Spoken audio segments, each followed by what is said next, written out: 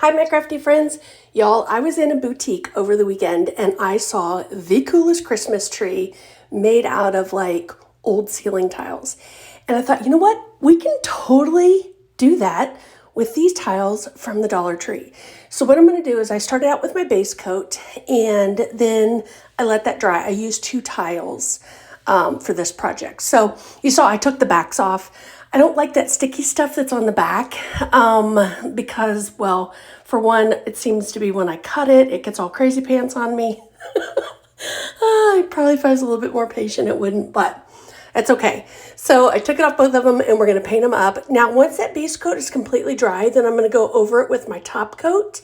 And this is where you can kind of, get a little more paint in some areas and some and not, because we're just trying to make it look, like the faux cool ceiling tiles like the 10. And then I took some of the distressing spray. This is in the gold. And I just kind of went around with that as well. Just kind of adding like another layer of it. Of the distressing. So I grabbed 2 of the dowels from the Dollar Tree, and then also that little piece of wood is actually a longer one that I just cut apart. So you can see here I have 3 of the triangle-ish kind of shapes. I just eyeballed it and cut those. Obviously the bigger at the bottom up to the small.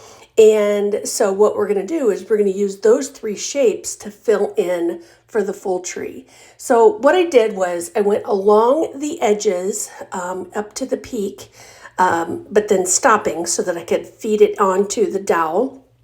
And then took the other piece and went over the top. Now, I didn't do the bottom because, again, we're going to go and feed it up the dowel. Now, you guys, you see that blue tape on there? I went ahead and I actually left a lot of it on. You saw how I glued the 2 dowels together. But this is going to hide inside. You're not going to see it.